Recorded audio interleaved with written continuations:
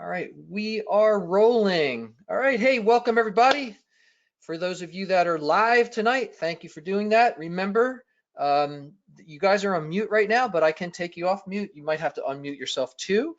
So you have that little raise your hand button like Steve Rossi has raised his hand, but I assume he doesn't have a question. So I'm going to put all hands down if you have a particular question, or it's easier if you just type it in like, hey, I want to say something, like in that question box. So let me kind of move this forward here. So just to remind you, hopefully that's what your control panel looks like. You got that raise your hand thing. I do see those. They're a little tiny. They're hard to see, but it's easier if you type in something in the question, because I can see those. They pop up. They're a little bit bigger, and I just clear them out after we answer them. So if you happen to be just on your phone, it's hard for me to know that you were actually here because it doesn't recognize you.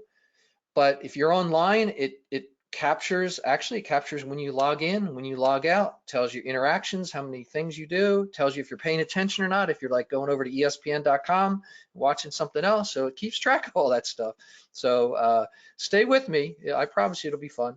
And but if you're on the phone, there's a little number you have to kind of type into your phone so it connects to the thing. For some reason, you're on your phone. I don't see, it looks like everyone's online, but I just want you to get credit for the meeting. Maybe Frederick Plan, looks like you're on the phone maybe.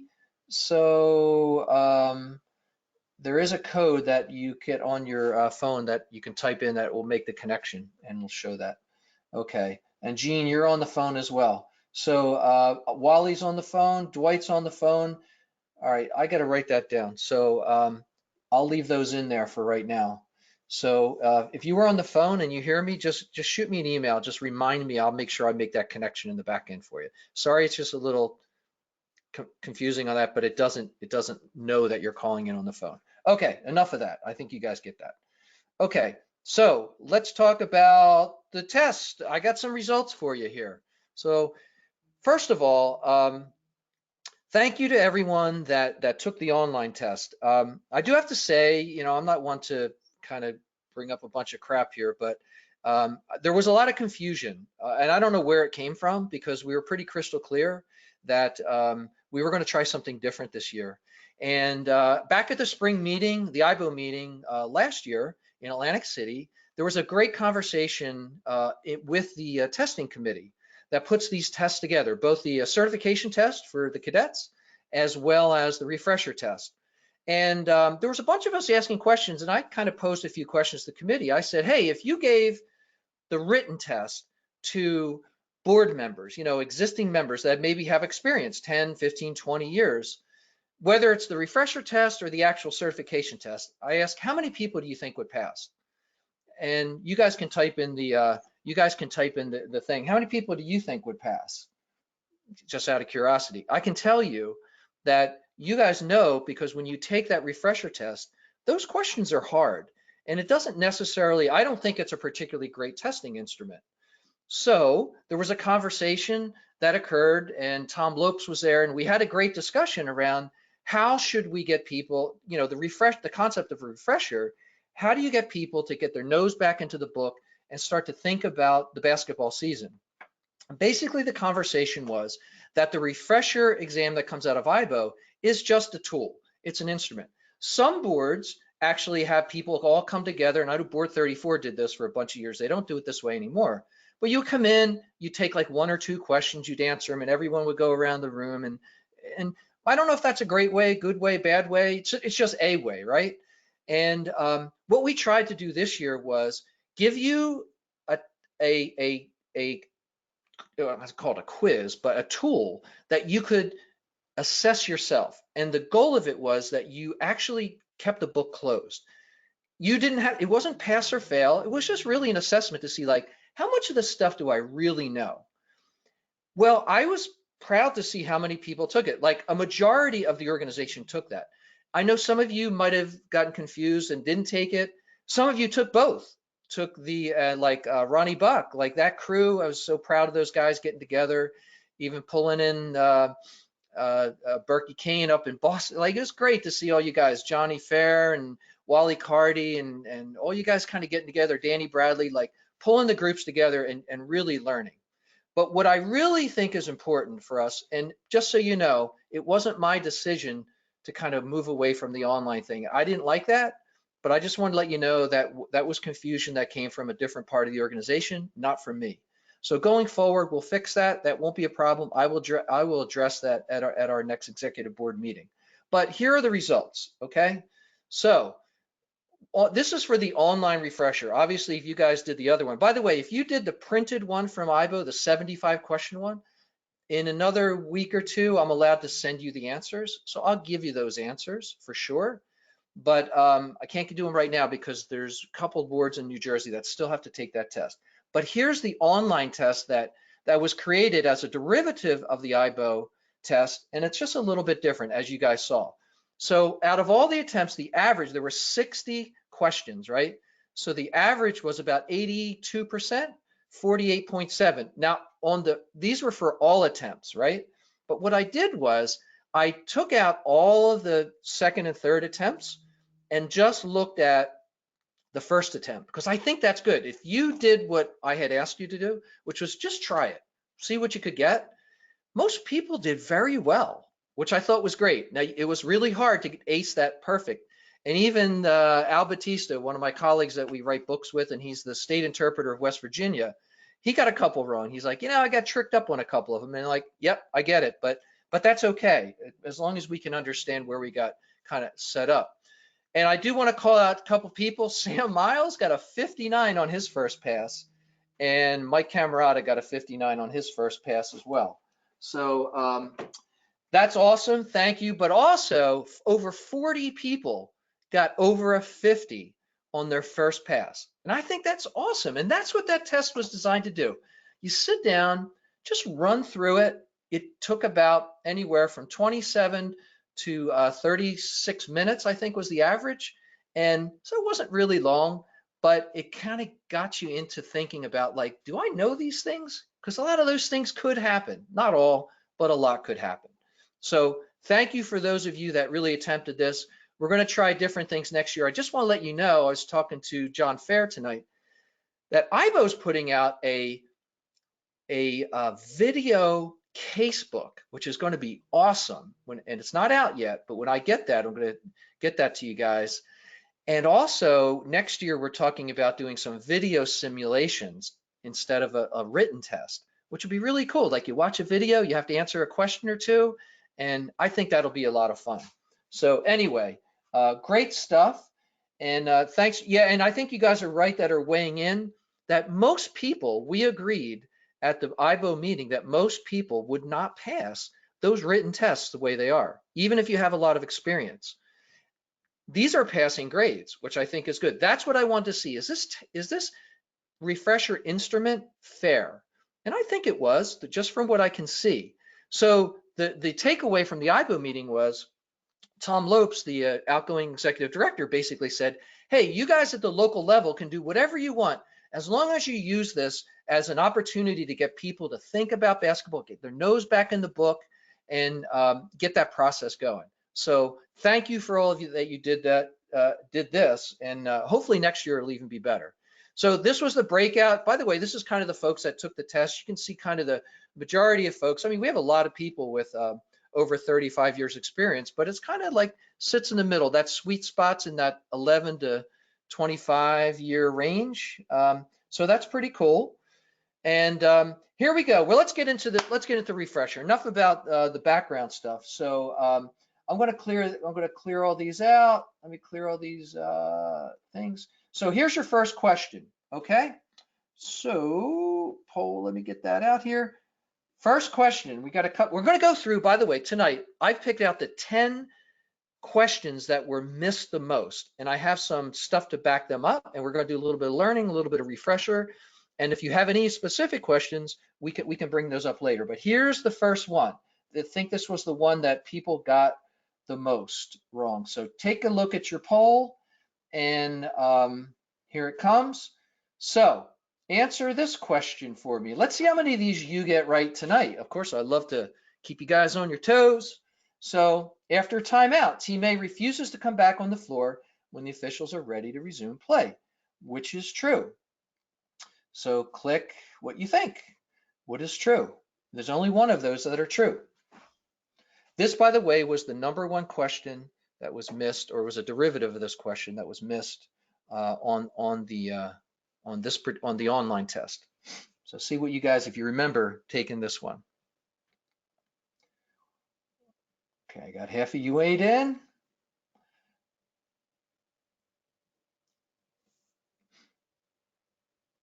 All right, ready, here we go. So here I can see already we got a little bit of confusion. So I got 5 more seconds to weigh in. 5, 4, 3, 2, 1. Closing poll. Here we go. Share the results with you guys. And boom. So let's take a look. So it looks like very few of you think it's a technical foul. Half of you think you should sound the whistle and place the ball on the floor and begin count, and almost half, 40% are thinking record a warning in the scorebook for delay. So let's go to see what's real here, okay? So this was the question. It was question 25, and you can see how you guys answered it here. The question was, which of the following situations warrant initial warning for delay if observed by the officials? Choose all 4 that apply. Now, a bunch of you thought that not coming out after a timeout or after intermission was one of the delays, but it's actually not. Okay, so let's dig into that rule so we get that straight.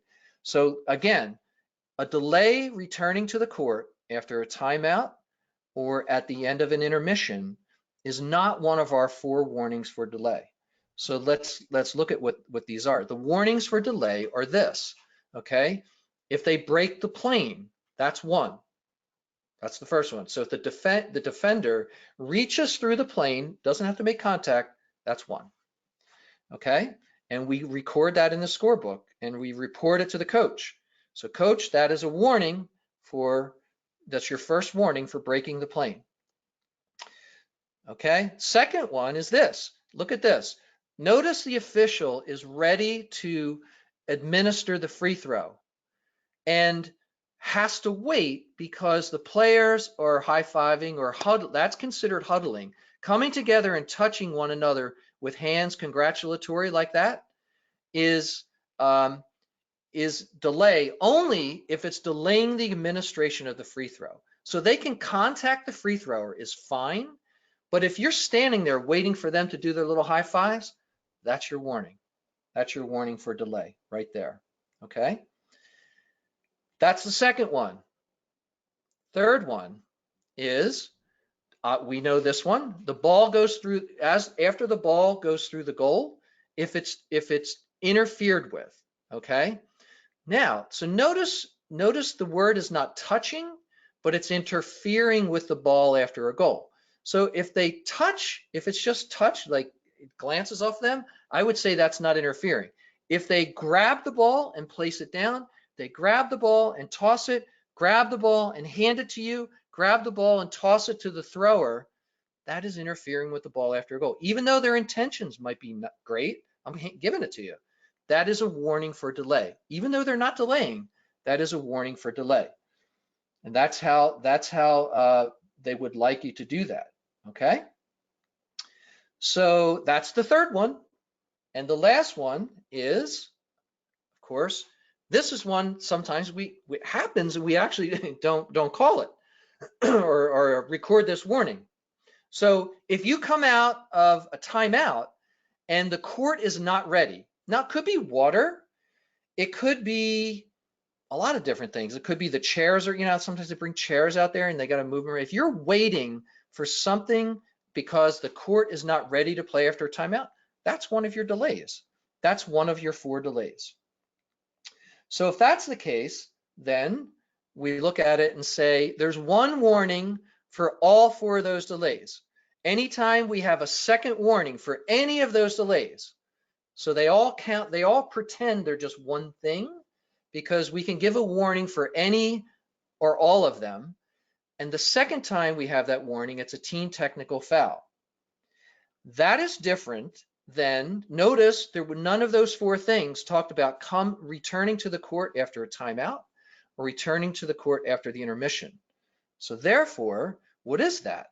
Okay, that is called resumption of play. And by the way, we have a procedure for that specific situation. After a timeout or after intermission, we have a thing called the resumption of play procedure. It's 7-5, and it's regarding a throw-in, because we're coming out of a timeout and we are going to have a throw-in. So what we do is we place the ball on the floor at the spot, and there's a whole procedure that you can go through here. And if 5 seconds elapse, we count. That's a violation. Now, with that said, we have to be very judicious when we're going to put that ball down. Just because they're not out there doesn't mean we just like quickly just drop that ball down, start counting. I like to talk to my partners, say, look, if you're handling, someone's going to administer a throw in, if you are going to be handling the huddles, the off official or the off two officials will be bringing the huddles out. If they delay coming out and you give them, hey, let's go, second horn, we're ready to play, and you've given them the second warning, let's go.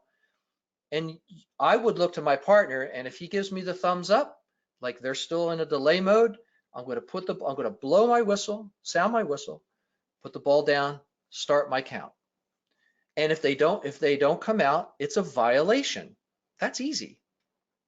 Okay, but what happens then if both teams are doing that? So team B has a throw in. If for some reason they're not coming out either, we would do the same process, and if they don't come out, it's a violation as well. Most likely the other team's already out there because they're going to want the ball. Now remember, they can't reach through and grab the ball either when you set that ball down.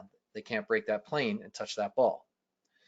Now, if either team is not, so if this process for some reason would go on and on, like if both teams were not coming out, you've gone through that 5-second resumption of play procedure, then you would have a technical foul. So that's how that works. That's our resumption of play procedure. So it's not one of our delays. We have a process that we can use, and we should use it, by the way, because if they are delaying coming out, I can tell you the first time you put it down, they're going to be mad, but they're going to be out there the next time. But don't put it down too early. If you see them walking out, I would never put the ball down if they're coming out. I might say, hey, let's go, hustle up. But I'm not going to put the ball down while they're if they're coming toward the throw-in spot, I'm going to give them that opportunity. Okay, good stuff. So, more on warnings. This was another question. A lot of people got this wrong. Again, just to reiterate, those warnings are not separate. They are not separate warnings. So when you have the second warning for any 4 of those, that is your technical foul situation. And it's happened to me even in some big games. Early on in the game, you give that warning for whatever, reaching through, and then late in the game, someone grabs the ball. And now you're in a spot, and that's why you tell the coach you've had your first warning, and they know the second one's going to be a technical foul. So this was a highly missed question as well, as you can see. Good, almost 20% got that one wrong as well. All right, let's go to our second question here. Get ready at your computers. All right, here we go. So Team A is in control in the front court. Team B deflects the ball into the back court. What's true regarding the 10-second count? Weigh in. One of those is correct. There'd be no count as the ball crossed the division line already. Or, because it's already in the front court, we wouldn't have a count. If it goes into the back court, you're not going to have another count because we already had a count, so that's over.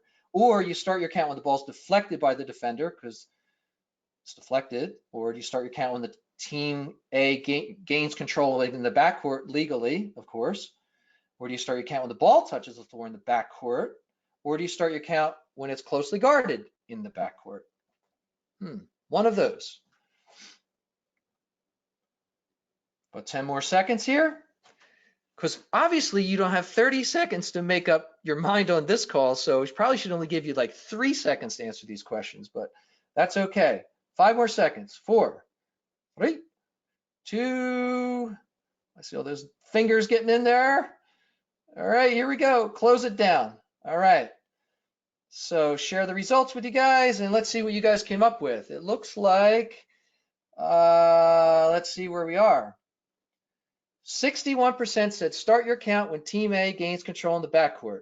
24 said start your count. So they're the two big ones. And of course, some folks think you shouldn't have a count at all. Well, I can tell you there is no closely guarded count in the backcourt. So whoever said that, we don't have that. That is not true. So let's get to the answer. All right. The correct answer is it is not that one. And a lot of people on the actual test thought that as well. Let me hide the results here. So on the actual test, we kind of got this one wrong too. This was the number 2 question that you got wrong. And the real answer is, okay, let's just review the 10-second thing for a second here before I give you the real answer. Remember, a player or their team, okay, can't be in continuous control of a ball that is in his or her front court for 10 seconds. Okay, so if that's the case, so we get that coming up court, right? Okay, and we know it's a violation. So I guess I should give you the answer here. So I'll go back to the share results again. By rule, it's the ball that is in the backcourt. And because we know that when the ball is deflected, the team still maintains control. And the ball has backcourt status.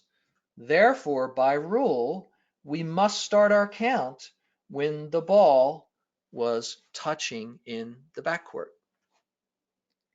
Okay? So that is the actual answer. It would be where the 24% of you got it. Start your count when the ball touches the floor in the backcourt, because the ball has been still in control of Team A, but it's in the backcourt. That's a hard one. Like, that's a hard one to think about. Whenever that, so I mean, I'm trying to train my brain a little bit, thinking when that ball is deflected in the backcourt, I start that count again. Got to just start that count because it could go pretty far back. They might have to bring it up again. There might be a press on. So that's the answer. So you can see a big chunk of us still got that wrong even tonight. It's not when the team gains control. It's when the ball is touched in the backcourt. So hopefully you learned that tonight. So good, good, good. Okay. All right. And we know the ball's dead and we give it to the throw-in spot nearest to where that violation occurs. Okay. Next one. Let's go back to our questions again. All right, here we go. What's the proper point of interruption, which is point of interruption is basically a way to resume play after a double foul? Okay. Now, more than one of these are correct. So pick more than one. Okay. So is it go to the AP arrow to the side? Is it the team with control is giving the ball back again? If the basket's made, the opponent inbounds the ball. The team permitted to a throw in gets the ball back again, or the free thrower is awarded their merited free throws. Which one? So click all that apply there.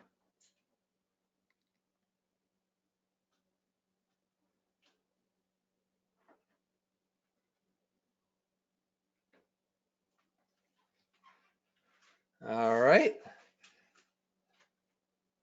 Give you a little extra time for this. This is a little trickier, but this ties into one of the questions that a lot of folks got wrong. So we want to make sure we know this piece right here. Okay, 5 more seconds. 4, 3, 2, 1. All right, close it down. Let's take a look here. So, all right. So point of interruption, right, is could be a lot of these things. So it just depends on the situation. certainly the point of interruption could be the alternating possession arrow. Certainly the team in control could be given the ball back again. That's possible. Yep. So you're good if you chose those first two. If the basket's made, the opponent inbounds the ball. Yeah, that could be a situation as well. That could be a way to resume play as a point of interruption. The team permitted to get a throw in gets the ball back again. Yeah, that's possible. Or the free thrower is awarded their merited free throw. Yeah, these are all, it's not a trick question. Just see if you could recognize that they all are, because I noticed they're not 100, I don't see 100% on all of them, right? They all can be a way to resume play, depending on what the actual point of interruption was. So let's dig into that a little bit here. So when it comes to point of interruption, it's most common around a double foul. And a double foul, this was the question, when two opponents commit a personal or technical foul against each other at approximately the same time. So remember, it's a personal foul if the ball is live. It's a technical foul if the ball is dead. And then the penalty is there's no free throws and we resume play at the point of interruption. So it just depends on the situation. So let's talk about those situations. So in this case, we had a question. This was, I think, the third, one of the, they all kind of got close when we got to this point, but this one, a lot of people got it wrong. 35% chose the wrong answer on this one, the first shot through. One official rules a block, another rules a foul on the airborne shooter. Ball goes in the basket. They come together, and now we have a double personal foul. And they allow the goal to be scored, and the ball will be inbounded by the defensive team with the ability to run the end line as point of interruption. Are the officials correct? And the answer is yes, absolutely. That is a point of interruption because, and that's the blarge, which is not a real term, but we call it that. And the point of interruption is basically determined when the foul occurs, what is happening. And because one of the fouls was a defensive foul and the ball was released, the ball still has an opportunity to go in. And because it's the offensive component of that foul is not a player control foul. If it was by itself, it would be a player control foul and we would waive off that goal. But because it's a double foul, it has a different definition by rule. So therefore, that ball could enter the basket, and that would be our point of interruption. If the ball enters the basket, we have a foul on A, we have a foul on B, and we pick up just where we left off. If the ball didn't enter the basket, we have a whole different point of interruption because we know that there's no team control on a try for goal. The ball caroms off the ring.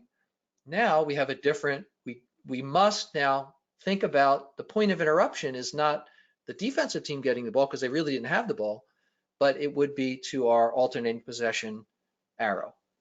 So it just depends on what happens. The key here is if you have a situation where you've made an error in judgment, I would say, and poor communication between your outside official, maybe your lead official or two out, you got one person has a block, one person has a charge, and you've actually signaled that and you've made that call and you've really kind of dug yourself into a hole, by rule, you can get out of it. It's not that difficult, but there is a rule specifically for that situation. Now, it's not a good way to get out of it, but by rule, if you do it any other way, it's not necessarily the right way. Now, you could come together before you actually give the signal and talk about it and say, Frank, I had the block. What do you have? And he's like, well, I had a charge. Well, who had a better look at it? Well, you did. You take it. Okay, I'm going to take it. So Frankie Sipple and I are talking. I might take it or I might give it up to Frank. You had a better look at that. You were in the lead. Take it. Okay, good. As long as we're not giving preliminary signals. But we do have a way to address that if need be. So that's why we were talking about the point of interruption. Just depends on that particular rule or question, what happens with that ball. If the ball goes in, the point of interruption is the defensive team can run the end line. If the ball does not go in, then we would have to go to the alternating possession arrow. All right, good, good, good. All right, any questions on those? Let me see, I see some questions here. Okay, what do we got? Paul, yeah, we can get that at the end, Paul. So good. All right, we're on question 4 here. So let's dig into the next one that a lot of folks kind of got wrong. Here we go. During an AP throw-in, A1 places the ball through the boundary plane. So puts it, A1 is the thrower, puts it through the boundary plane, and B1 causes a held ball, grabs the ball. So A puts it through. I think we talked about this one before. So weigh in on this one. What do you have? Is it a technical foul on team B for touching the ball? Is it a held ball? Team A keeps the ball for an AP throw-in? Is it a held ball where we switch the arrow? Team B gets the AP throw-in? Or team A has violated by placing the ball through the boundary plane?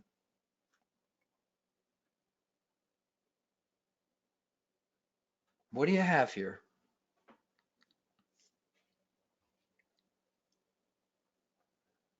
So this could happen, right? And I've seen it happen.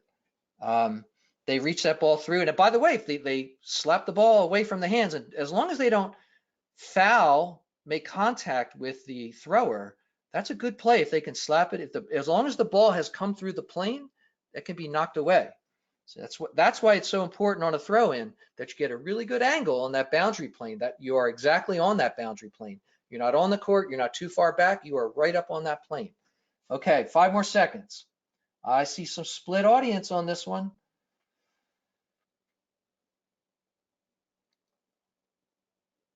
All right.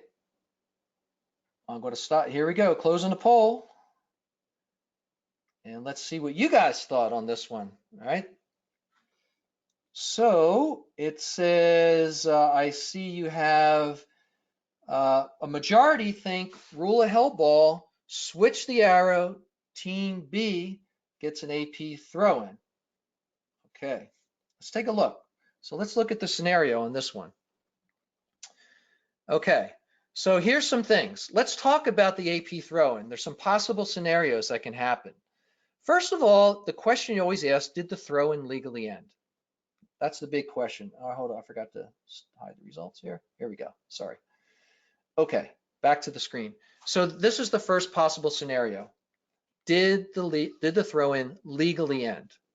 So if that's the case, let's run through some scenarios. If it did, that's simple, right? Switch the arrow. Throw-in ends. It's thrown to touch legally on the court. Switch the arrow. We all know that. That's easy. But how about these other scenarios? So if it didn't, the first question you always ask, this is the one. Did the throw-in team violate? So if the team that's throwing the ball in violated, if that's the case, then what happens is not only do they lose the ball, but they lose the arrow. That's the double jeopardy one right there. If the team that's throwing in violates, they lose the ball and the arrow. If the team fouls, the throwing in team fouls, then they keep the arrow, but they lose the ball. And depending on what the situation is, could be a throw-in, could be a free throw, it just depends on what it is, right? But they lose the ball. But if they violate, that's the double jeopardy one. So throwing in team violate, if you remember that one, that's the one to remember. Then, if here's the situation we just had in that question and we got wrong, if there's a held ball or a double foul, because remember, double foul, we go to a point of interruption. A held ball is kind of a little bit different, where we're going to go to the alternating possession arrow. But this is the situation. It's still an AP throw-in for the throw-in team. Isn't that weird? It's a AP throw-in for the throw-in team because they have the arrow. It's kind of weird, but that's the rule. So team A puts the ball through. Basically, the ball is held, and you're still going to get an AP throw-in for the throw-in team. Very strange, because they still have the arrow. And here we go. Did the defensive team violate or foul? And there is where they keep the arrow, keep the ball. So obviously you're not going to penalize the team that's throwing the ball in for that. So they're going to keep the arrow and keep the ball. So that's the scenario.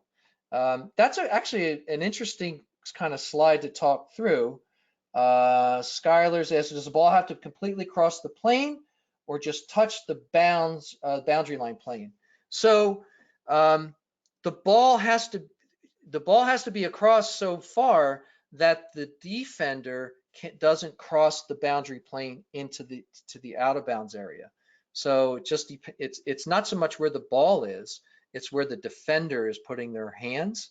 So if they can grab it, now we're not going to cut hairs, but if that person's putting the ball out there, I think they can grab it. Okay. The throw-in technically doesn't end. It didn't end because the throw-in for a throw-in to end, the ball must be released. If you go back and look at the definition of a throw-in, the ball has to be released for it to legally end. So I think that's where people get caught up, right? So the throw-in was not completed. No, the throw-in, Joe, was not completed in that scenario. So that's why we went down the no. So didn't legally end, throw-in was not completed. So, okay. So, but again, by rule, the ball has to be released for the throw and then touched legally for that throw-in to end, to legally end. So I think you guys got it. Good stuff. Okay, yep. All right, so let's move on.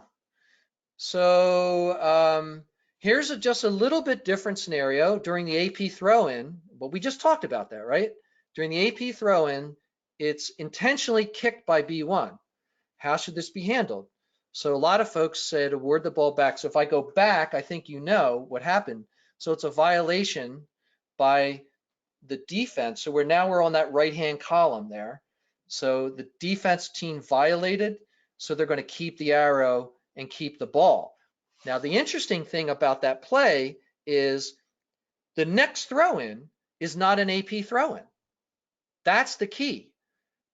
When you go down that fourth column there, when that defensive team violates or fouls, the next throw-in is just a throw-in as a result of the violation or a throw-in as a result of the foul.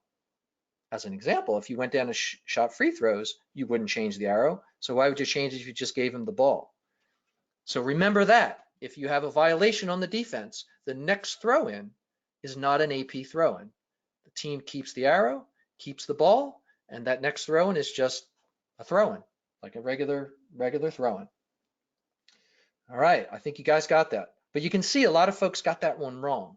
So we want to, and then this one will sneak up to you. So if you're working in a crew and you notice that situation has on an AP throw-in, the defense kicks the ball. As an off official, I'm going to make sure that I communicate with the table, hey, this next throw-in, do not switch the arrow. Because they will switch the arrow. They don't know. They just think it's still an AP throw-in. And we want to be smart about that. So as a crew, we want to be really alert when we have a defensive foul or we have a defensive violation on an AP throw-in. The crew antennas go up and say, that arrow should not move. And I bet you in 60, 70, 80% of the games, that arrow switches. You can always go back and switch it later. If you see it switch, you don't have to stop play. But next stoppage, hey, switch that arrow. That last throw-in was not an AP throw-in. Of course, coaches will go crazy on that, as you know. All right, number 5, we're halfway through. We're getting halfway through.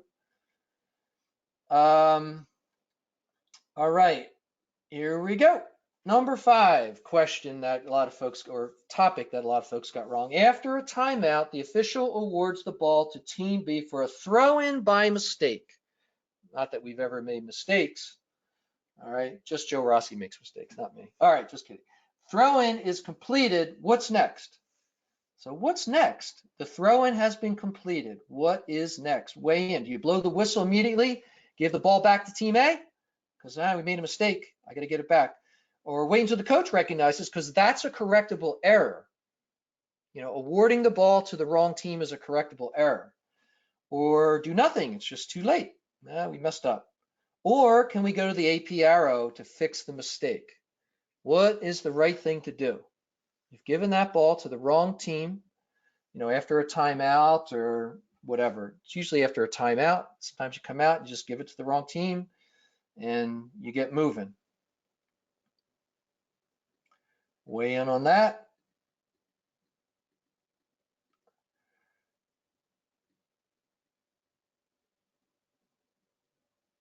All right, here we go. 5 seconds.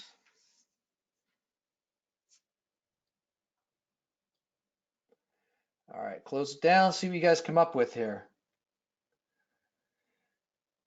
Share results. And the group is saying, interesting. We're kind of split on this a little bit. Well, you definitely don't use the IAABO to fix that mistake. That's for sure. Okay. Because that just wouldn't even be relevant.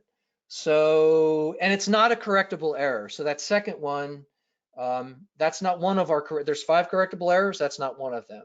Okay. So it's kind of between that blow that whistle immediately and award the team A the ball, or do nothing, it's too late. Now here's the problem. Here's the problem. Yeah, we almost had similar split. Let me hide the results here so you can see this. We almost had a similar split on this one on the actual live test. So, but it is, once the throw-in ends, the mistake cannot be corrected. That's the problem. Now you might say like, wow, that sucks. That's not even right. But let's talk about this. So for you to recognize that here's the situation. The ball is in the air. The free throw has been released, but the throw-in has been released, but the throw-in has not ended. Therefore, you can correct the error. Remember, this is not an error. This is a mistake. Difference between, mistakes can only be corrected up until the point that this throw-in is complete. Once it's legally touched in bounds, you cannot fix it. Even though you might want to say like, oh no, I just made a mistake here. And you would say the right thing to do is give it back to the other team. You can't by rule. Now, could you get away with it? You probably could. But if I was the other coach and I knew the rule, I wouldn't let you get away with it. And you would just have to eat that one. Might be a hard thing to eat, but that's what it is. So I would say be very cognizant of that. If you make that type of mistake, you can correct it up to the point that that throw-in has been completed. All right, so that was a question a lot of folks got wrong. So let's go to number 6. We are over halfway now. So excessive contact by a defender on an airborne shooter. How do you rule on that? Excessive contact, one of those are correct.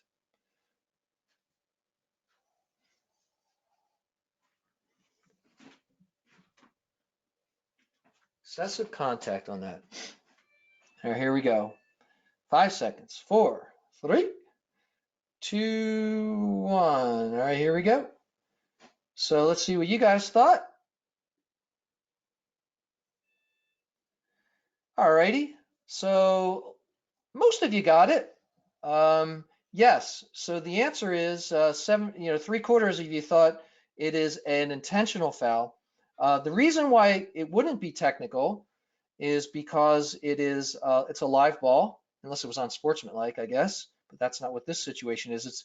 It's definitely not a common foul, and it wouldn't be a player control foul because this was on a defender. So therefore, let's take a look and roll through this a little bit.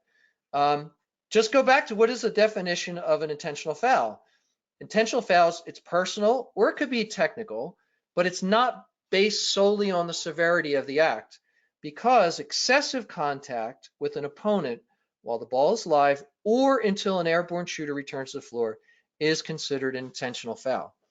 So when you see this type of scenario, you actually can, this is the one I call the upgrade. If you're working tight as a crew And if your partner has a foul and it kind of looks excessive and it was on an airborne shooter, you can come together as a crew and you can actually kind of talk through it and say, by rule, that is an excessive contact on an airborne shooter, so therefore it's a intentional foul. You can upgrade that, basically. Now, hopefully you come out with that right away if it is excessive contact. Now, if it's just normal contact, they've come under someone, but if they hit someone and cause them to fall to the floor on an awkward way, there's your excess, that's excessive.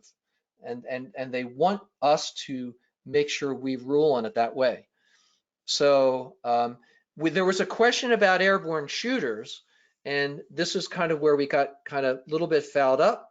So it's definitely not a player control foul.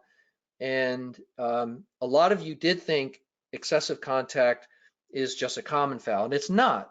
So anytime you think it's excessive, it would be an intentional foul. So kind of rule it that way. All right, good. Go to number 7. 7 on the bad list. Okay, here we go. Weigh in. All right, when should the table side umpire chop the clock on a jump ball? When should you chop the clock on a jump ball?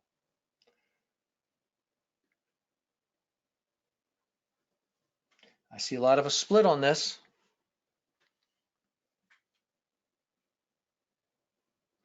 We're going to talk a little bit about jump ball here. I'm going to give you a quick review on this. All right, 5 seconds. 4, 3, 2, 1. See how many you guys got this? All right, let's see. We are kind of split on this a little bit. All right. When should the tableside umpire chop the clock on a jump ball? I see almost over half of us, 65% think when the ball is legally touched by the jumpers. When the ball leaves the referee's hands, jump ends. All right, let's go to the rule here. So restarting the clock. If the play is resumed by a jump, the clock to be started when the ball is legally touched. So looks like a majority of you did get that, which is great. 22% of you that thought when it's touched by the non-jumpers, that is when the jump is over, but we do start the clock. So notice, I'm assuming that ball is still on the way up and it's not been tapped yet because the table side official has not chopped the clock quite yet. So correct. That's the person that will chop the clock. So in a 2-person game, you tend to be a little bit more center. On a 3-person game, you are on that side right there. And there we go. And so one of the questions we had around the jumper was, a quarter of you got this one wrong. The jumper taps the ball, which is deflected simultaneously by A2 and B2 out of bounds before either gains control. And you rule that the jump ball will take place between any 2 players. Is the official correct? So let's review the jump ball a second because we did get that one kind of wrong. So we know that the jump ball is the way to start the game in each extra period. Okay. We do know that if the ball goes out of bounds and was last touched by 2 opponents before the AP arrow has been set for the first time, here's what you do. So this can only happen at the beginning of a game or the beginning of an overtime period. Think about it, the AP arrow is not set yet. So we know that when the ball goes out of bounds on 2 players and we don't know who it went out on, then what we do is we go a held ball or jump ball and we go to the AP arrow for that restart. But in this case, there's no arrow, it's pointing neutral. So what we do is we resume play with a jump ball between the 2 opponents who touched the ball.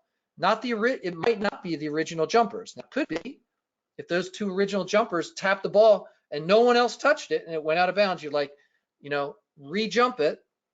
And that's why the tossing official doesn't have their whistle in their mouth, but the off officials do, and they will take all the sidelines. Okay, but the re-jump then has to be between the 2 people that touched it. So let's say it went out toward the sideline, 2 people dive for it and it goes scooting out of bounds. you're going to re-jump with those two players. Okay, so all right. This one here, if all the jump balls, the teams will alternate taking the ball out of bounds throw. We know that. That's the IAABO piece here.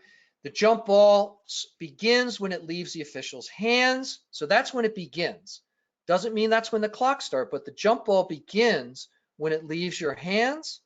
And then just a couple things about the jumpers. This is kind of quick review, that they have to have, each jumper shall have their feet within the half of the circle, like they can't be outside the center restraining circle that's farthest from their basket. So they got to be in their half of the big circle, okay? When the official's ready to toss, that means when you've stepped in there and you're ready to go, nobody can move onto the circle. They are where they are. That's why we kind of say, like, captains, are you ready? You point direction, you say, hold your spots. This is one time you're going to tell everyone or you really probably should say, don't come onto the circle, but most people say, hold your spot, okay? Technically, they don't have to hold their spot, but I know we do say that, okay? The non-jumpers can't change positions around the circle, so they can't come on or move around the circle. That's a violation, just as a refresher, right? What they can do, by the way, though, if I went back to that, they can move off the circle. They just can't come on or move around. They can back off, but they can't move on. So I guess by saying hold your spots probably would not be technically correct. One thing is, if teammates, like the two players in red there, are next to each other, and somebody wants that spot before you're ready to toss the ball, then you have to let them in there. You can ask for them to be in there. If you're ready to toss the ball and that player in white wants to come up in that spot, that's a violation, okay? If you're supposed to toss it higher than the jumpers can jump, so obviously a little kids game, you don't throw it 10 feet, they're not going to jump that high, but you're supposed to throw it just greater than they can jump, so they hit the ball on the way down. And just a couple things.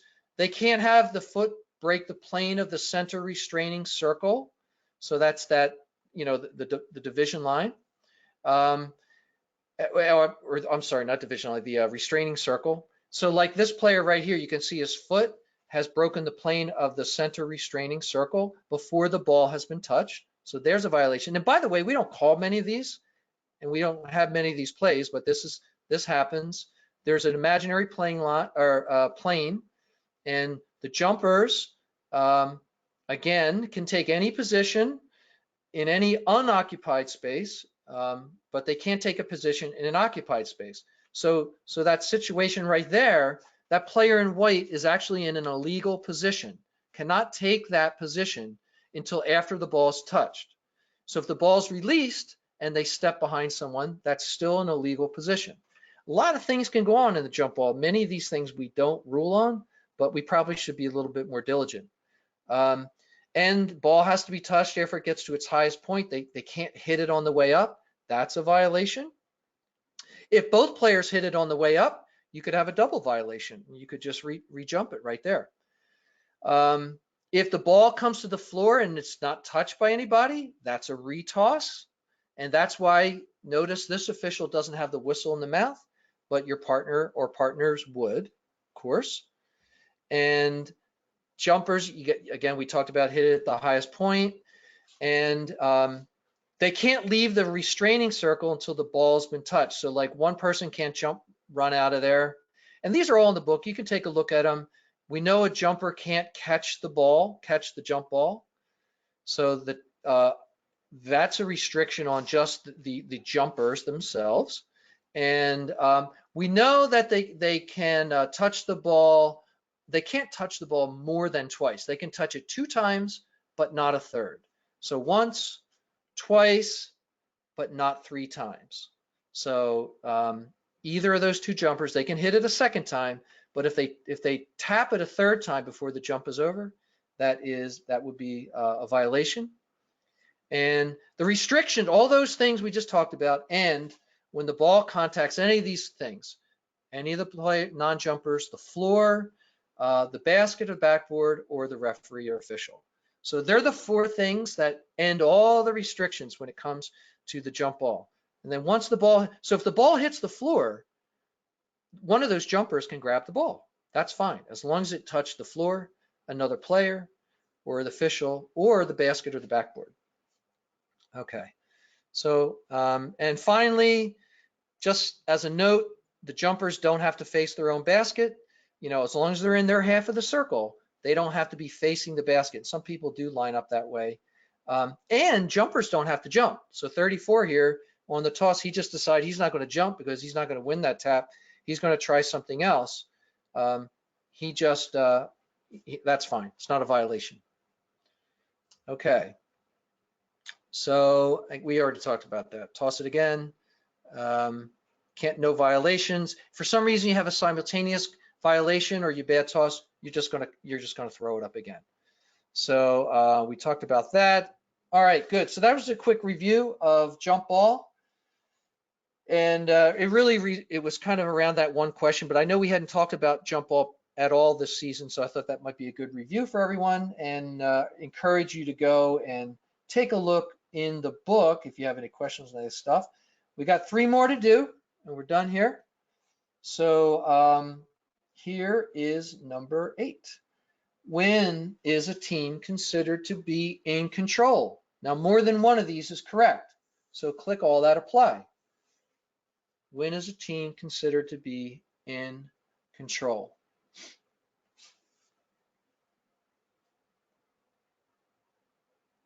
More than one apply here.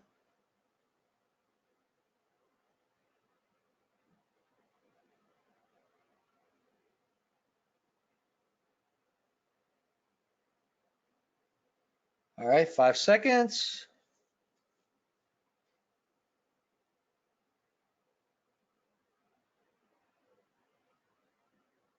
Got it? Okay, I think you guys are onto it. Let's take a look. All righty, so you said after the ball is deflected away from the dribbler, is that team considering control? Absolutely. So only half of you thought that, but that is correct. The ball is deflected away from the dribbler. Remember, the team that was in control is still considered in control when the ball becomes loose by a deflection, or if the ball becomes loose because of an interrupted dribble. You guys got that one. The team is still considered in control. The player's not considered in control, but the team is. During a throw-in, you guys look like most of you got that. Yes, the team is considered in control. We know if we have a foul, we know that would be a team control foul. During a free throw, absolutely. During a try for goal, I see half of you got that one wrong. Almost 40%, 43. Yeah, during a try for goal, there is no team control. That's why if on a try for goal and we have a double foul, the only way to resume play is for a point of interruption is to the alternating possession arrow, because neither team has control on a try for goal. Now, if the ball goes through the basket, we do know what the point of interruption would be. So that's the one we don't want to mess up on. So let's talk about a couple of those little scenarios here. So the question that a fair amount got wrong, 32 and 8. A1's got the ball, free thrower, and there's a foul against B2. Is it a team control foul? The answer is yes. Now, 3/4 of you got it right, but still that's a fair, you know, if 25% of us get that wrong, that's not so good. So yeah, team control, it's a team control foul because there is control during a free throw. So let's talk about just live ball, dead ball stuff.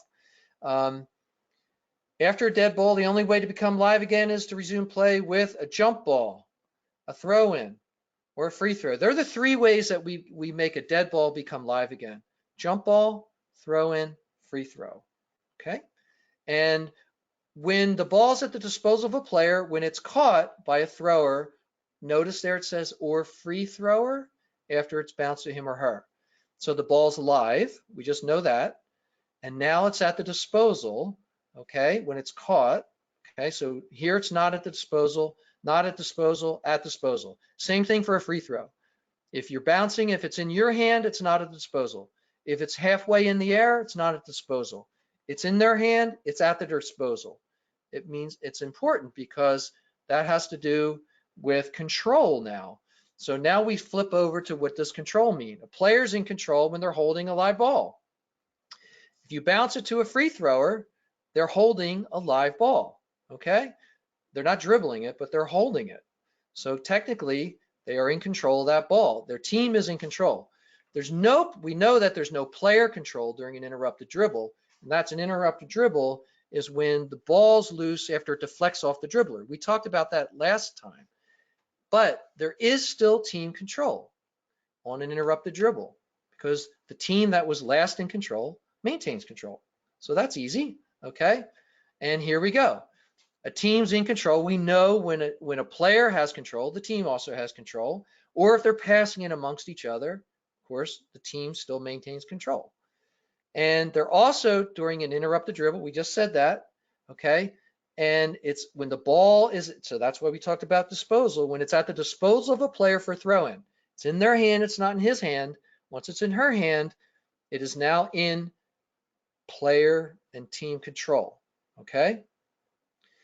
So the team control continues until the ball is in flight. Remember that one. Let's not 40% of us get that one wrong. When the ball's in flight during a try or tap for goal, there is no team control. Team control is over, okay? Obviously, when the opponent gets the ball away from you, there's no team control. And when the ball becomes dead, neither team is control during a dead ball until you go to put the ball back in play and you go to make the ball at the disposal of that team. Then it becomes live and now the team is back in control again. So I think you got that. You put all those pieces together. There we go. So this is the key. If you can always remember this, because the next question is going to have to do with this. As long as the ball is live,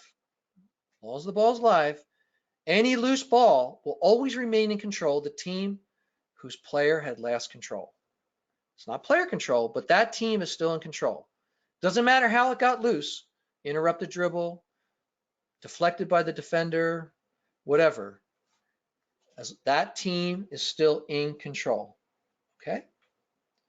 So I saw a question come up. Is that question here? There was a question, how about on an air ball? So a try for goal that misses because there's no team control, that the player can recover the ball. Anthony, yes, absolutely. So, and there's a good thing because the team has, there is no control. You can go regain control again. So good question. So, and there's your exception. So we don't have control during a try or tap for goal.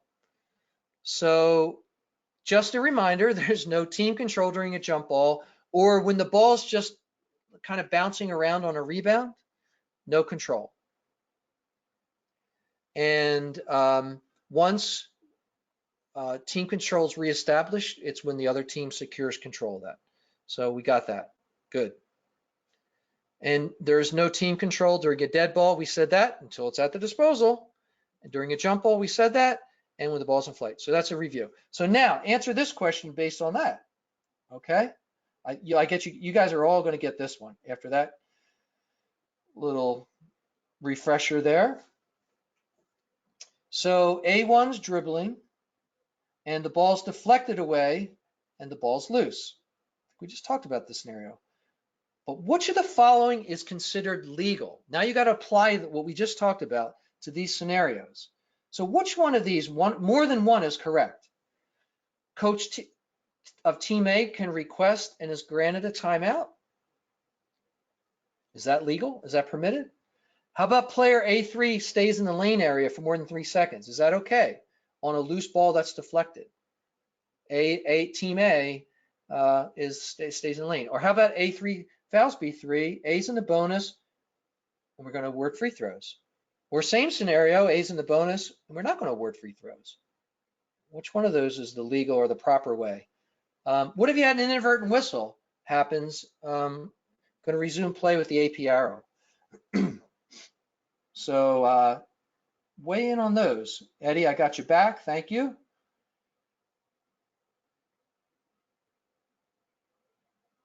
So Percy asked the question, you can miss a shot or a try for goal. Can you recover the ball and continue to dribble, or just recover the ball?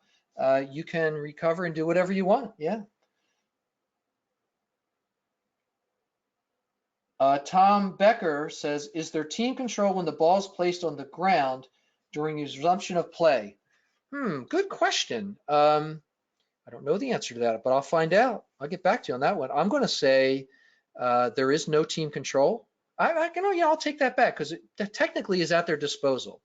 That's a great question. I don't know the answer to that, Tom. I'm going to find out because now you got me scratching my head, literally.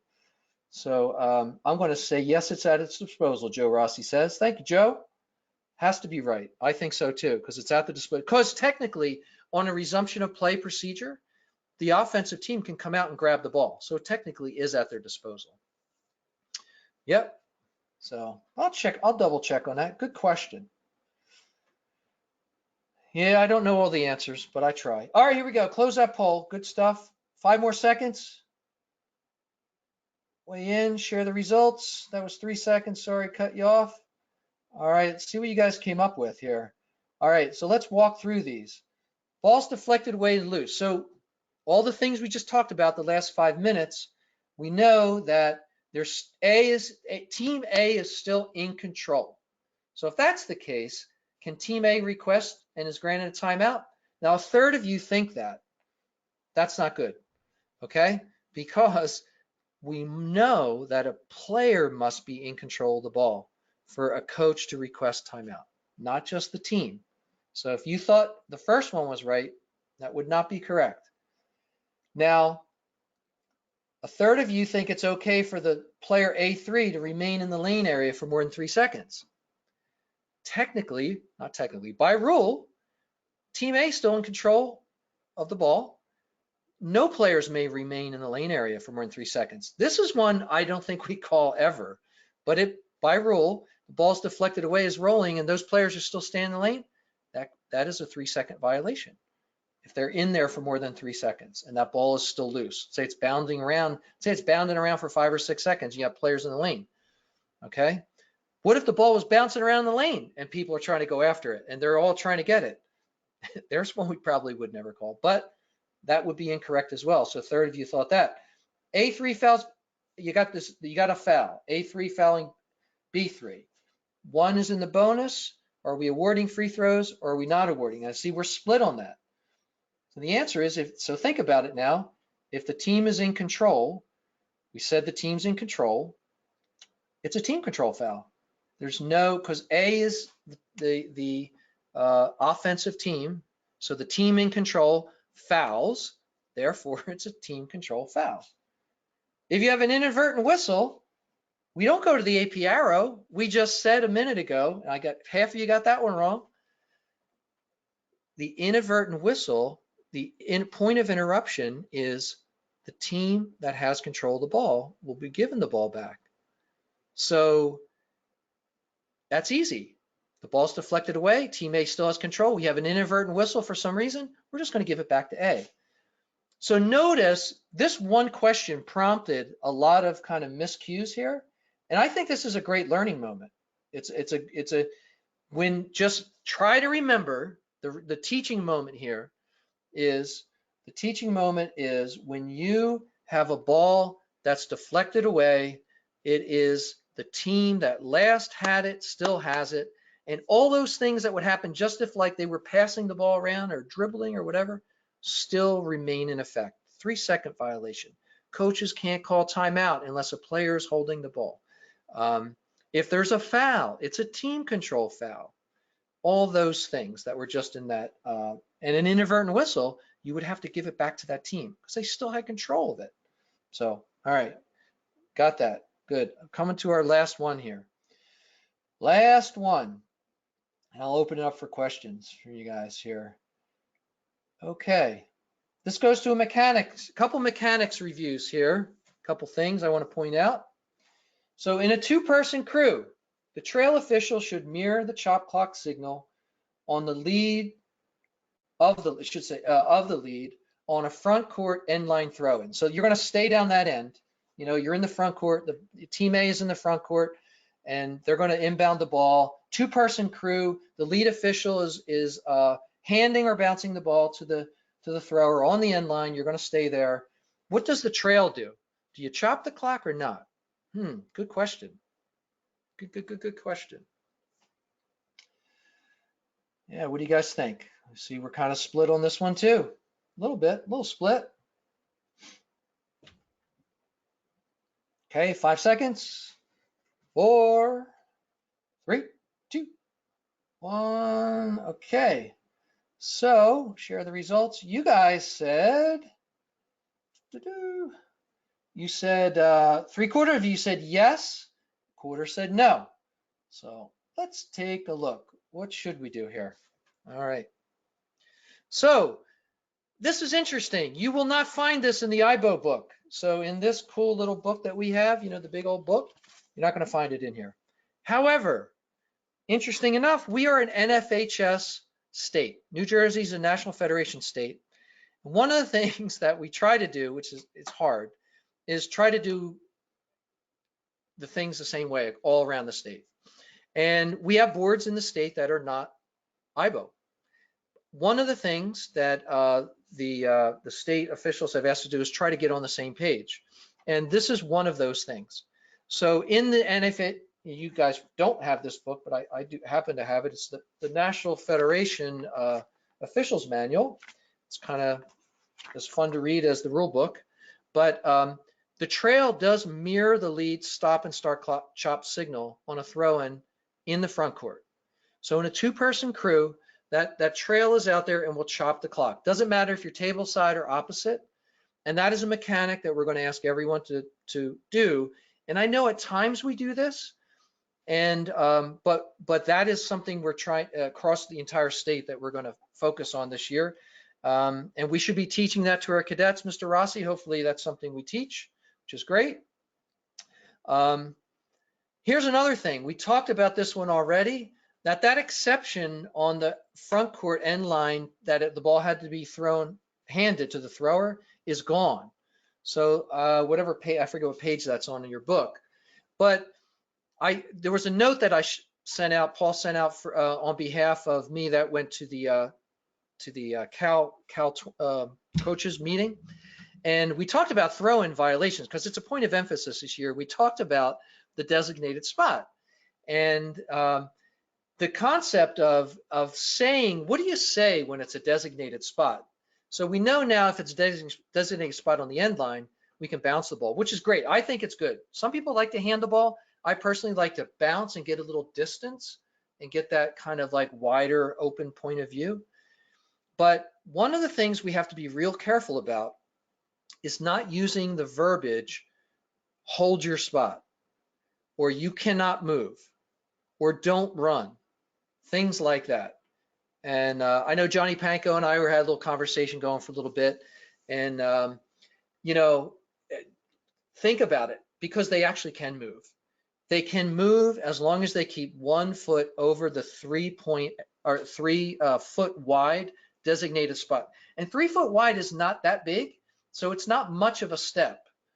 But that 3 foot wide area goes right up to the vertical plane, and it goes all the way back to where they can't go back anymore. So like in a place like, I'm thinking like, you know, big courts, Atlantic City or wherever, you know, the courts that have like way room back, you can back way up.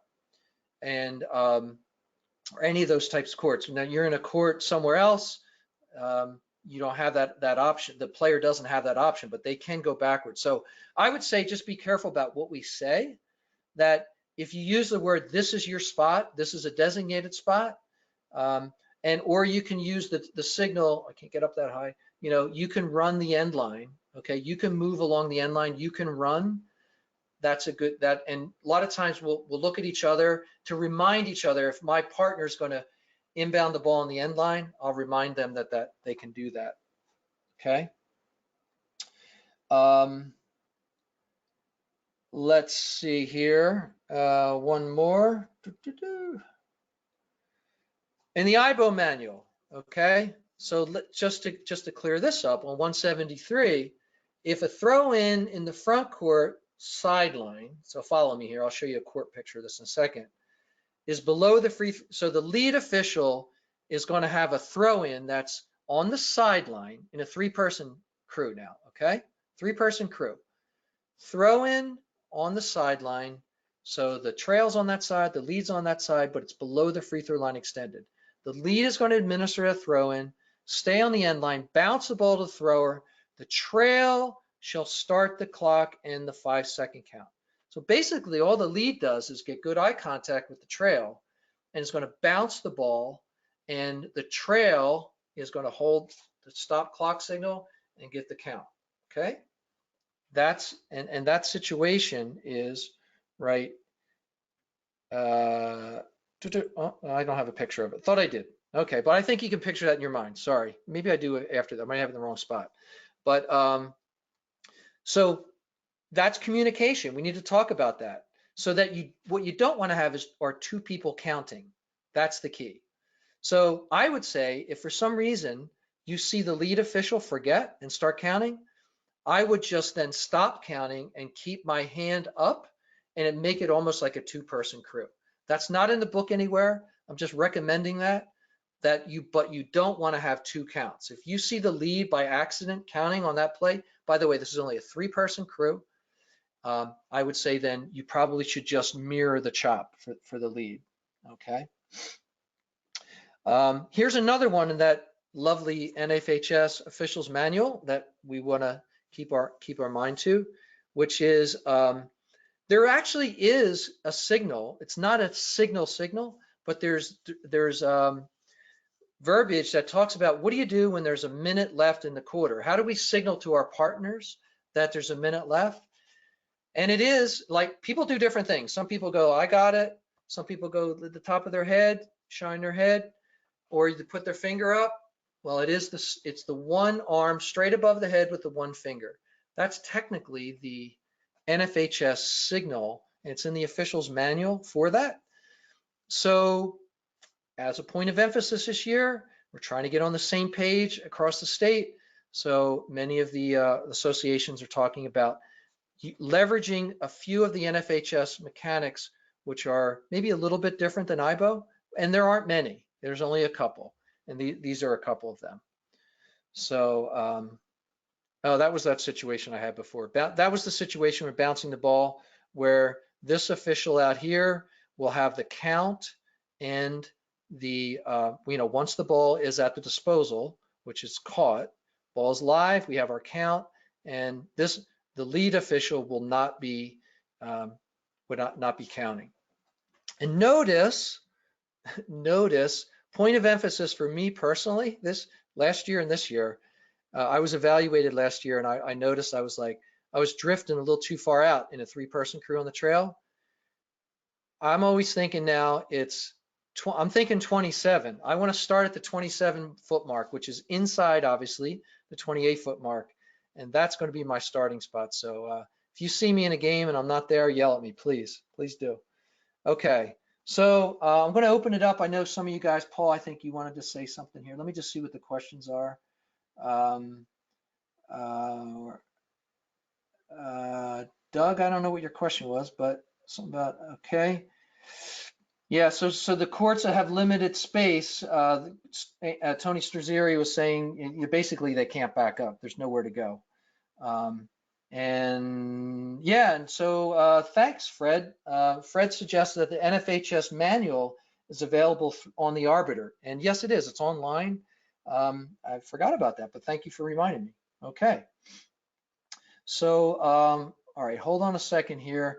Now, if you want to, Paul said he wanted to say something, so I'm going to take him off mute. Let me get to my, are there any questions you guys want to type in or come off mute? Just type in a question. I see, when a thrower cannot back up, can we back the defender off a little bit? So technically, yes, it's not in the book. We do that, but we have courts that have limited backspace and they have a line on the inside that um, the basically the so let me get back up. You know, courts that have that line that's on the inside and we back that player up to that line. The thrower actually can step over and that whole area is theirs, but they should stay back. But that defender can't step in that area. Now, when you don't have a line like that, Joe, we can as a courtesy ask them to step back. But if they come up to the plane, there's nothing we can do. Okay, sorry. Let me get to my list here. Well, all right, so if you want to speak, I'm going to put your hands down. So the hands are down now. You have that little hands, raise your hand button. If you want to speak, I'll take you off mute. I think, Paul, you wanted to speak here. Let me take you off mute first. All right, can you speak, Paul? You Yeah, I live? got you, Billy. Thank you. Okay, go ahead. A couple things. Billy made the opening comment, and I kind of caught the end of it because I got on a few minutes late because I was on an IAABO conference call. I was in the meeting with Billy, and we kind of have a little bit of different opinion of exactly what was said. I think Tommy Lopes, and I did speak with Felix. Yes, they want you to get in the book, and they want you to do the kinds of things that you're doing tonight. There is no doubt about that. But I think their intent was to use the IAABO test any way you want to use it. You can do it in this format. You can do it in groups. You can whatever. And you can change it around to a point. All right. I think Billy's test itself, a little bit difficult with some questions. And I went through it very quickly the first time I took it. And I think I got 40 right or something like that. And then when I went through it the second time, and I did it without a book the second time, I got 58 right. So the reality of it is, it was a good thing. It wasn't bad, but understand that when the IAABO test went out, and it was an executive decision by the president, we had in 2 days about 12 to 15 phone calls with people complaining about one thing or another. Now, the first one I sent out was a lone soldier, and I sent it to the whole executive committee, and Billy got it, and I guess he spoke to whoever it was. I don't even remember. And then within a 24-hour period prior to the test going out, we got like 12 to 15 phone calls. And I called George. I said, I don't know what you want to do, but whatever. And I kind of just sent them to him. I did not send them to Billy or the rest of the executive committee. I figured that was something George would have to deal with as the president of the organization. And he made the decision that, not that Billy's test wasn't good, because I didn't even take the IAABO test. I just took his. All right. That since people were confused, upset, whatever the case may be, that we would accept both tests, one or the other. A lot of people did both, which is great. That means you were definitely in the book, or at least attempted to get in the book this year, and we would straighten it out and try to figure out exactly what would happen in the future. There's absolutely this is a very good venue, a good review, et cetera, et cetera. It has nothing to do with Billy or what he did. I think it just had to do with the confusion of the membership. And a couple people called and said, well, if I don't take the IAABO test, am I truly considered a certified IAABO official? Since in the IAABO Constitution and in ours, it says you have to take the IAABO test. And I think to resolve that confusion and just get people to take a test, and we just said this year, you can do either one, it doesn't matter. So that's the clarification. And like I said, I do think that Tommy did say, we just want people to go in a book. It's a refresher test. And that's what it is. But there's 40 guys or 45 guys that make that refresher test every year using thousands of questions that IAABO has in a question bank. And I'm sure Billy knows about it being the interpreter. So that being said, I think they do want you to use the IAABO test.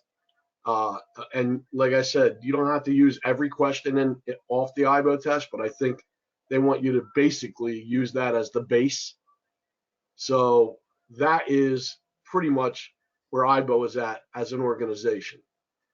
Everybody does something a little bit different. They have focus groups. Some of our guys do that on their own, where 3 or 4 guys get together and do the test themselves. Some people do it open book. Some people do it in a classroom with groups. Billy did it online. He kind of changed the format a little bit because you're not used to multiple choice questions. You're used to true and false and yes and no. And I think that threw a lot of people for a loop in attempting to do it. So hopefully this clarifies a little bit. No one was at fault for anything other than trying to just get everybody to hand a test in and to just make sure that they understood that they were covered. So that being said, some people, Billy will send me how many people did the test on his, and as well as how many people sending the IAABO test. And the IAABO test must go to him, even though a lot of people are sending it to me as well. But I don't get it. He does. And anybody who has sent it to me, I sent them an email and said, thank you for the test, but you have to forward that test also to Billy Martin. He's the interpreter, and I don't deal with it. So that being said, I just wanted to make that clarification that, there was a little bit of confusion amongst the membership, and the president just tried to rectify that. So thank you. Yeah, no problem. All right. Thank you, Paul. And who else had their hand raised here? Anybody else wanted to come off mute? There's a couple of questions online that I can take. I don't see any hands raised, so let me take Doug Hiltner. You want to talk here, Doug? Hold on. Go ahead, Dougie. Yeah, there, Doug? You can hear me? Yeah, I hear you, Doug. Okay, on the second to last question, can you pull that back on the screen? I think so. The survey question? Yeah. Which the ball's deflected away? Yes, that one. I think I can share results. Let's see what it was. Here it comes. Yeah. So it says A3 fouls B3, A is in the bonus. And then A3 fouls B3, A is in the bonus. Well, if A3 is fouling B3, doesn't really matter if A is in the bonus or not. That's right. So none of these answers were right. Correct? Hold on a minute. A3 fouls B. So the team's in the bonus, okay? They would be A1 has the ball, so they're in Yeah. team control. A3 fouls B3, but it doesn't really matter because A is in the team that's doing the fouling. Okay, yeah. It should be B's in the bonus, right? Yes. Yeah, okay, bad question. Yeah, but you got it. Good catch. Typo, my fault. Yep. Look at you. Okay, yeah. I just wanted to clarify that. So I read that like 3 times. I'm like, I don't think that's correct. No, you're right. It's not correct. So if it was B's in the bonus, you're just not going to shoot, right? They're still not shooting. Yeah. Still not going to shoot. That's the key, right? Yeah. Good catch. Thank you. I get that one backwards. Thank you, sir. Thank you. All right. Let me put Doug back on. Are there any other questions? I got see any other questions here? I got a couple questions that came in online here, and I'll just answer those. Thanks, Frank, for reaching out. Burbridge, appreciate it. Doug, we got yours. Franco says, what about getting the offense, the circle in high school? I don't think that's possibly going to come. It's funny because it hasn't come up in any of the rule conversations lately from the state. So they're not, that restricted area that they have in college. I don't know if that's going to come about. So we got Doug. Yep. So we will talk about the test in the future there. Danny, I got your message as well. Is the IAABO test online? So the IAABO test is not online. The question is, they don't put it online. Board 34 takes, a couple boards take it online, but they pay for that. And the questions get all jumbled up. It's pretty, you know, you can do it, but IAABO doesn't put it online for us. You have to pay for that. The NFHS test is online. It's 100 questions. You can go in the Arbiter and take that if you're like, love taking tests. It will tell you how many you got wrong. And a lot of the chapters that are non-IAABO use that. Well, they have to use it. Some type of test like that. Rich, you can send the IAABO test to me electronically. And yeah, if you guys are sending stuff to me, just shoot me an email and let me know it's coming. I'll keep an eye open for it. And that's all I have. I think I'm about 4 minutes over here, but if there's any other questions, let's see. Talk about the shot clock. No, there's no talk about the shot clock. And it was talked last year at in Indianapolis and on the interpreters call this year, but they're saying that it's too expensive to implement. That's what they're saying. Way too, because you need someone to run it, and they even have problems at the college level, lower level college, getting the right people to do that stuff. So yeah, so that's it. Look, if you guys have any questions about the test, I think it's actually still open as of now. So if you want to go in and mess with it, that's fine. If you're going to send me anything, just email me. Just let me know it's coming so I check you off. And hopefully you have all taken the interpretations meeting, because that closed I think today at noon. So, but thanks for coming on. Thanks for trying new things. Thanks for being a sport about it. And I hope to see you soon. And good luck in your season. Oh, by the way, there's a survey as well. Please fill out the survey. It'll come to you in email. Put a survey and let us know what you think of this. So have a great night and good luck.